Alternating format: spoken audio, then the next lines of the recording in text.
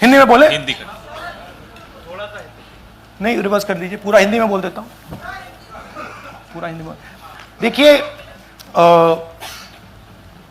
ये H bomb तो नहीं है, एच बॉम्ब आ रहा है, हाइड्रोजन बॉम्ब आ रहा है। ये एक और उदाहरण है वोट चोरी का। पिछली बार मैंने आपको एडिशंस के बारे में बताया था, ये हम आपको डिलीशंस के बारे में दिखा रहे हैं, और सबूत के साथ हम आपको दिखाएंगे कि ये जो डिलीशंस हुए हैं ये सेंट्रलाइज तरीके से कॉल सेंटर के प्रयोग करके, सॉफ्टवेयर के प्रयोग करके किए गए हैं।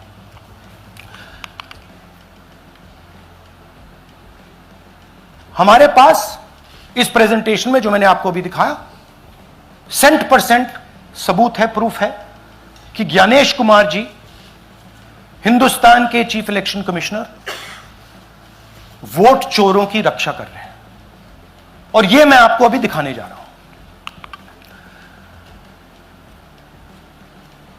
हर इलेक्शन में हमें रिपोर्ट आती थी कि वोटर्स डिलीट हो रहे हैं, कांग्रेस वोटर्स डिलीट हो रहे हैं, ऑपोजिशन के वोटर्स डिलीट हो रहे हैं, दलित वोटर्स डिलीट हो रहे हैं, आदिवासी हो रहे हैं, माइनॉरिटी वोटर्स डिलीट हो रहे हैं, ओबीसी वोटर्स डिलीट हो रहे हैं। मगर जब डिलीट होते हैं ऑपोजिशन के ही होते हैं। कर्नाटक में आलंद कंस्टिट्यूएंसी है, यहां पे चोरी पकड़ ली, कोइंसिडेंस से पकड़ी। वहां की जो बीएलओ थी उसने देखा कि उसके रिश्तेदार को डिलीट कर दिया गया था। जैसे चोरी पकड़ी जाती है, कोई छोटी सी गलती हो जाती है, हाथ आ जाती है। आलंद में 6018 वोटर्स डिलीट हुए, उसमें से इनकी रिश्तेदार थे। उन्होंने पता लगाया कि मेरे रिश्तेदार को डिलीट किसने किया। पता लगा कि पड़ोसी ने रिश्तेदार को डिलीट किया। बीएलओ ने जाके पड़ोसी से पूछा कि भाई आपने मेरे रिश्तेदार को क्यों डिलीट किया? पड़ोसी ने कहा मैंने तो नहीं किया। बीएलओ सस्पिशियस हो गई, शक पड़ा, उसने प्रोसेस चालू कर दी।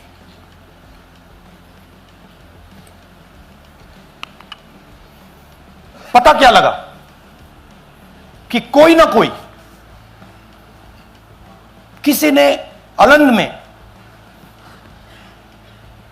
वोटर डिलीशन सिस्टमैटिकली ऑर्गेनाइज तरीके से, सेंट्रलाइज तरीके से किया।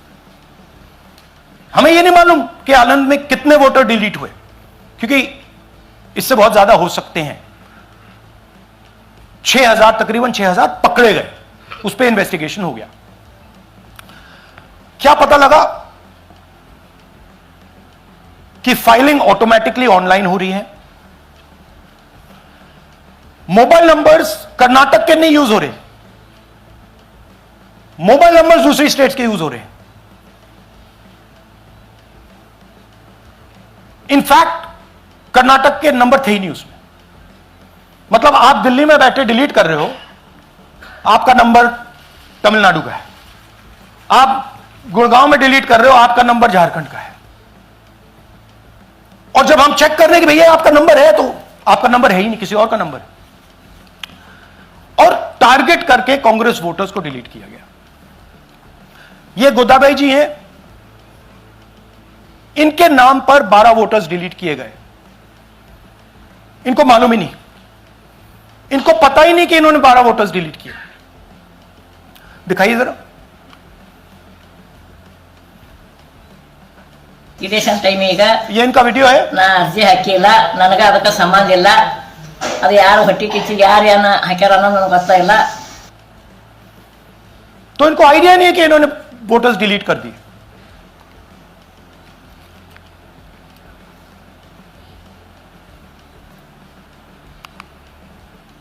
ये सारे के सारे जो नंबर्स हैं ये कर्नाटक के नंबर्स नहीं है, ये अलग अलग स्टेट्स के नंबर्स हैं। और इन नंबर्स को आप फोन करके देखिए, रिप्लाई नहीं आता है।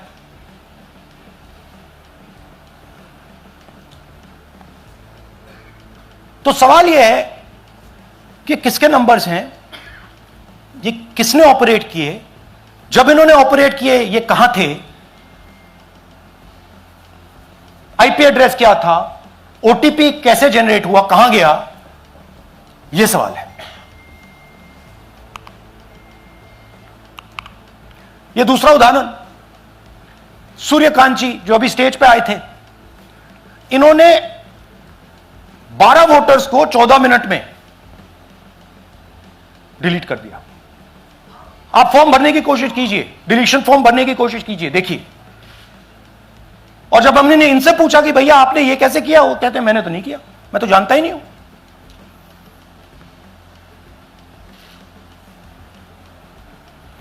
बबीता चौधरी जी का इन्होंने एक नाम डिलीट किया, यहां खड़ी हैं बबीता जी, यहां हैं, सूर्यकांत जी यहां हैं, आ जाइए जरा स्टेज पे, एक सेकंड आ जाइए, ये दोनों खड़े हैं यहां पे, सूर्यकांत जी, बबीता जी। इनको मालूम ही नहीं कि इन्होंने डिलीट किया। Thank you. नागराज जी, इन्होंने 2 एप्लीकेशन 36 सेकंड में फाइल कर दी है। और मजे की बात देखिए, ये 4 बजे सुबह उठ के फाइल कर रहे हैं। पता नहीं क्या हुआ, 4 बजे सुबह कहा कि भैया मैं 2 वोटर को डिलीट करूंगा, और कितने 36 सेकंड में डिलीट कर दिए, फिर सो गए।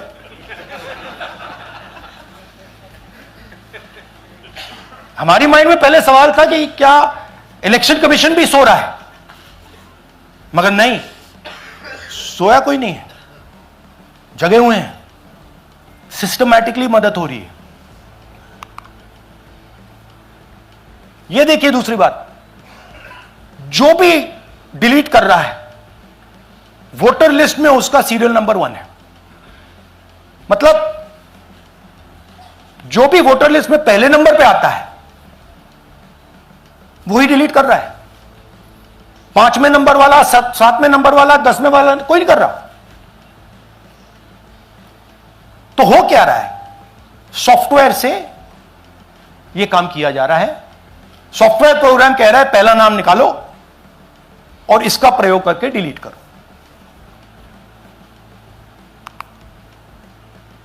टारगेटेड डिलीशंस हो रहे हैं। कांग्रेस पार्टी पर आनंद में अटैक किया। टॉप 10 बूथ्स जहां सबसे ज्यादा कांग्रेस की स्ट्रेंथ थी वहां टारगेट किया। और 2018 में पिछले इलेक्शन में 10 में से 8 बूथ कांग्रेस पार्टी जीती थी, और इन 8 में से इन्होंने 6000 लोग उड़ाने की कोशिश की। ये कोइंसिडेंस नहीं था, ये प्लान था, और ये सेंट्रलाइज तरीके से किया जा रहा है। अब मैंने बहुत बड़ी बात बोली, चीफ इलेक्शन कमीशन के बारे में मैंने बोला कि यह व्यक्ति वोट चोरों की रक्षा कर रहा है। जो भी मैं यहां बोल रहा हूं 100% प्रूफ के साथ, सबूत के साथ बोल रहा हूं। और मैं अभी आपको दिखाना चाहता हूं कि मैं ये शब्द क्यों बोल रहा हूं और किस बेसिस पे बोल रहा हूं। आपको अपनी आंखों से यह दिखेगा। कर्नाटका सीआईडी ने केस चालू किया कि ये वोटर कौन है, ये फोन किसके हैं, ये आईपी एड्रेस क्या है, ओटीपी कहां गया, इन चीजों के बारे में इन्वेस्टिगेशन शुरू होती है। कर्नाटक सीआईडी ने हिंदुस्तान के इलेक्शन कमीशन को 18 चिट्ठियां लिखी हैं। हमें आप यह इंफॉर्मेशन दीजिए, बिल्कुल क्लियर है, डेस्टिनेशन आईपी दीजिए, डिवाइस डेस्टिनेशन पोर्ट दीजिए, ओटीपी ट्रेल्स दीजिए, फोन नंबर्स दीजिए, फोन नंबर्स के मालिकों के नाम दीजिए। क्लियरली पूछा है, नो आंसर। 18 चिट्ठी CID Karnataka, no answer from chief election commissioner, no answer from election commission. Timeline देखिए,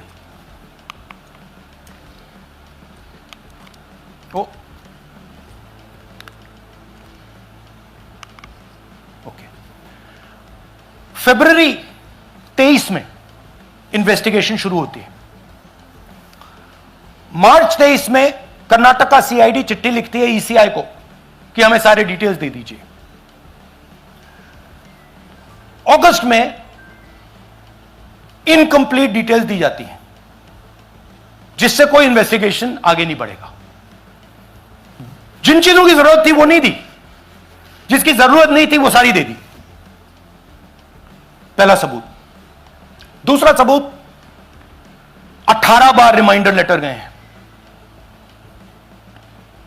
आपको अगर सीआईडी एक बार लेटर भेज दे और आप नहीं गए, आप जानते हो क्या होगा।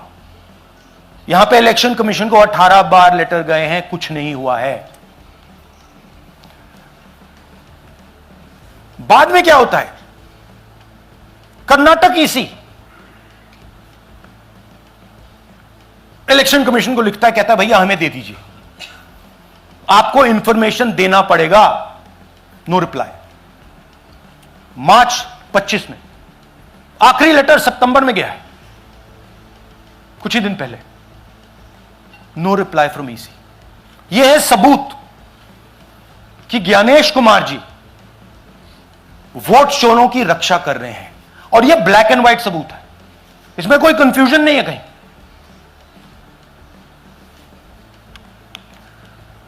तो सवाल उठता है, यह है कौन जो सेंट्रलाइज तरीके से कॉल सेंटर के प्रयोग से, सॉफ्टवेयर से अलग अलग प्रदेशों में वोट डिलीट कर रहे हैं, ऐड कर रहे हैं। इलेक्शन कमीशन जानता है, ज्ञानेश कुमार जी जानते हैं। अच्छा, ये सिर्फ आनंद में नहीं हुआ, ये अलग अलग कंस्टिट्यूएंसीज में हुआ है। आनंद में लीगल प्रोसेस चालू हो गई, पकड़ लिया। यहां महाराष्ट्र में उसी मोडस ऑपरेंडी से, उसी सिस्टम से यहां पे वोट ऐड हुए हैं। आनंद में डिलीट, रजौरा में एडिशन।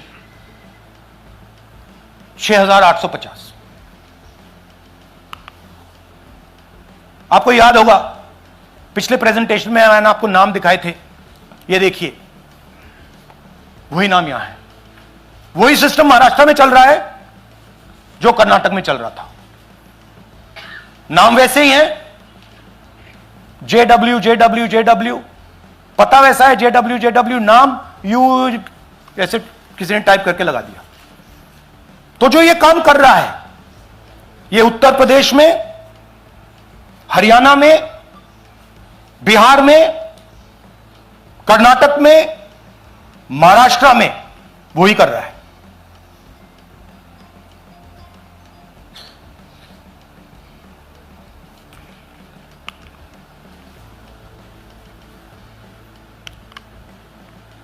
तो हमारी डिमांड है, ज्ञानेश कुमार जी, आप अपना काम कीजिए। आपने ओथ लिया है, आप हिंदुस्तान के चीफ इलेक्शन कमिश्नर हैं। आपसे कर्नाटक की सीआईडी सबूत मांग रही है।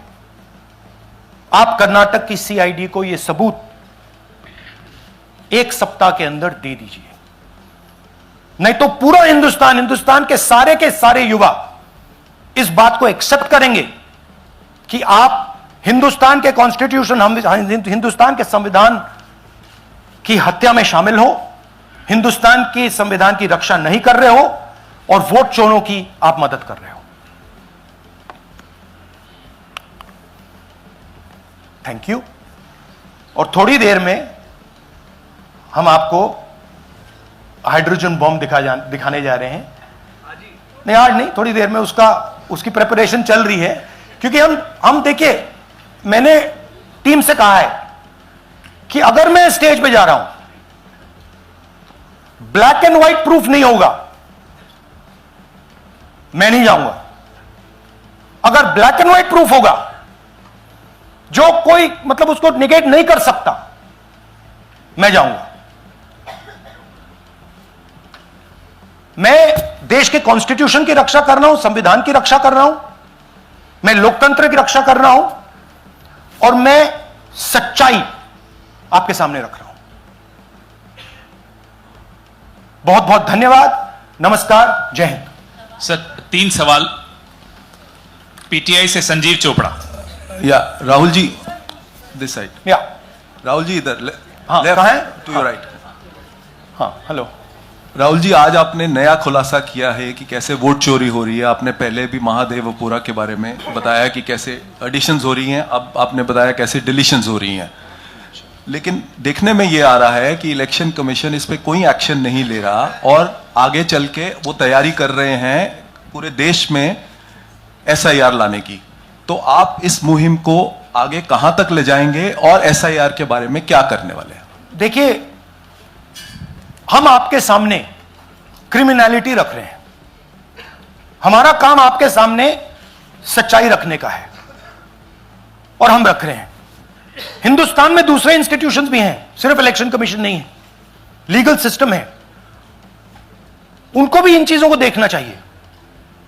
यहां पे हम चीफ इलेक्शन कमिश्नर के बारे में ब्लैक एंड व्हाइट कह रहे हैं। आपने कहा कि हमने एडिशन डिलीशन दिखाया, पहले प्रेजेंटेशन में मैंने एडिशन दिखाया था, अब हमने डिलीशन दिखाया है, मगर हमने एक और चीज जोड़ दी है। एडिशन और डिलीशन का सिस्टम, उसका स्ट्रक्चर, उसका तरीका, और हमने यह दिखाया है कि जो डिलीट कर रहा है, जो ऐड कर रहा है, महाराष्ट्र में, कर्नाटक में, यूपी में, वो एक ही आदमी है, एक ही फोर्स है। हमने आपको वो एड्रेसेस दिखाए। Same system is being used in Maharashtra, is being used in Karnataka, is being used in Uttar Pradesh, is being used in Haryana. Same people are doing it. से Siddharth, ANI. Sir, this side, sir. हाँ, Sir, on your left, sir. हाँ, On your left. This side, sir, on your left. Sir, मेरा आपसे सवाल ये है कि जब आप कह रहे हैं कि ज्ञानेश कुमार जो चीफ इलेक्शन कमिश्नर है, उन्हें पता है ये कौन कर रहा है, हाँ। और ये पॉलिटिकल फायदा जरूर किसी को हो रहा है। आप कह रहे हैं कांग्रेस के बूथ के ऊपर ही हाँ। सारे वोट्स डिलीट किए जा रहे हैं, तो वो कौन लोग आपके हिसाब से हैं जिनको ये फायदा पहुंच रहा है, पहला। और दूसरा ये कि वो आपने एक देखिए, हफ्ते का हाँ, समय दिया sorry। है, जब आपने एक हफ्ते का समय दिया है, तो क्या एक हफ्ते बाद आप इसको आगे कैसे इनिशिएट करेंगे? क्या आप लोग कोर्ट का रास्ता अपनाएंगे या और कोई हायर एजेंसी से इस बात की डिमांड करेंगे? क्योंकि ये ऑर्गेनाइज्ड तरीके से क्राइम दिखाई दे रहा है जो आप बता रहे हैं, अगर आपकी बात के ऊपर जाएं। देखिए, फ्रैंकली ये जो मैं यहां कर रहा हूं, ये मेरा काम नहीं है। मेरा काम डेमोक्रेटिक सिस्टम में पार्टिसिपेट करने का है। मेरा काम डेमोक्रेटिक सिस्टम की रक्षा करने का नहीं है। वो काम हिंदुस्तान के इंस्टीट्यूशंस का है। वो काम वो नहीं कर रहे हैं, इसलिए मैं कर रहा हूं। अब मैं आपको यह कह सकता हूं कि हमने आपको 2 बार सबूत दिखाया है, और जब हम ये प्रेजेंटेशंस खत्म करेंगे, इसमें लगेंगे 2-3 महीने, जब हम ये खत्म करेंगे, आपके माइंड में कोई डाउट नहीं होगा कि हिंदुस्तान में state after state, Lok Sabha after Lok Sabha चोरी हो रही है। तो मेरा काम सच्चाई दिखाने का है। मैं हिंदुस्तान की जनता को, हिंदुस्तान के युवाओं को सच्चाई दिखा सकता हूं। यह मेरा काम है। उनकी जो इंटरेस्ट है, क्योंकि ये जो कॉन्स्टिट्यूशन है, ये हिंदुस्तान की जनता का रखवाला है, प्रोटेक्टर है, और मैं इसकी प्रोटेक्शन कर रहा हूं। इसकी प्रोटेक्शन करने का काम हिंदुस्तान के इंस्टीट्यूशंस का है, हिंदुस्तान के ऑपोजिशन लीडर का नहीं है, मगर इंस्टीट्यूशंस नहीं करने हैं। अच्छा, एक इंटरेस्टिंग बात आई है जो मैं आपको बताना चाहता हूं कि इलेक्शन कमीशन के अंदर से हमें मदद मिलनी शुरू हो गई है। मैं साफ बोल देता हूं, इलेक्शन कमीशन के अंदर से, पहले नहीं हो रहा था, अब इलेक्शन कमीशन के अंदर से इंफॉर्मेशन आ रही है। यह रुकेगा नहीं, यह रुक नहीं सकता है, क्योंकि हिंदुस्तान की जनता इस बात को एक्सेप्ट नहीं करेगी। एक बार हिंदुस्तान की जनता को, हिंदुस्तान के युवाओं को पता लग गया कि वोट चोरी हो रही है, उनकी शक्ति लग जाएगी। आईएएनएस से आलोक झा, इस तरह से नहीं प्लीज। आईएएनएस से आलोक झा। वो भी मैं आपको दिखा दूंगा, वो भी मैं आपको प्रूफ के साथ दिखा दूंगा, है हमारे पास। राहुल जी, हाइड्रोजन बॉम्ब में ब्लैक एंड व्हाइट है। मैं फाउंडेशन लगा रहा हूं, मैं फाउंडेशन क्रिएट कर रहा हूं, है हमारे पास। मैं स्टेज पे बिना प्रूफ के नहीं चढ़ूंगा, बता रहा हूं। राहुल जी, आपने कहा ऐसे ऐसे मत पूछिए please. Last question. Rahul ji, IANS से आलोक झा। राहुल जी इधर, आपने कहा आपके पास आलोक झा इधर सर, कहां हैं जी? हाँ, आपने कहा सर कि आपके पास पुख्ता सबूत है, ब्लैक एंड व्हाइट सबूत है, तो क्या अगर ईसीआई अभी जवाब नहीं देती है तो कोर्ट का रुख करेंगे, ये ऑप्शन है आपके पास, जाएंगे? देखिए, मैंने कहा कि मेरा काम एज ऑपोजिशन लीडर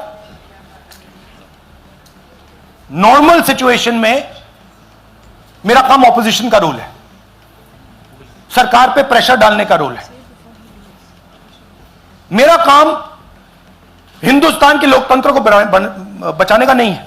मैं वो काम कर रहा हूं, इस स्टेज पे मैं वो काम कर रहा हूं। तो मेरी सोच है कि as a patriotic Indian, as somebody who loves India, who loves the constitution, it is my duty to put the truth in front of the people of India. अब अगर हिंदुस्तान के इंस्टीट्यूशंस कुछ करना चाहते हैं, वो करेंगे।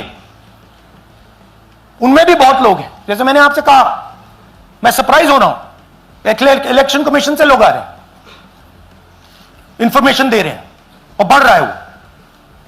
जब तक सीईसी ज्ञानेश कुमार अपने पद पर है, जैसा कि आप कह रहे हैं कि वो इलेक्शन होने नहीं थे, तो तब तक इलेक्शन का मतलब क्या रह जाएगा? क्या आपको हटाए जाने के लिए आगे इस्तीफा देने की? हाँ, तो आप इमेजिन कीजिए, और ये शॉकिंग बात ये है बस अब कि ये अभी शुरू नहीं हुआ, ये 10-15 साल से चल रहा है।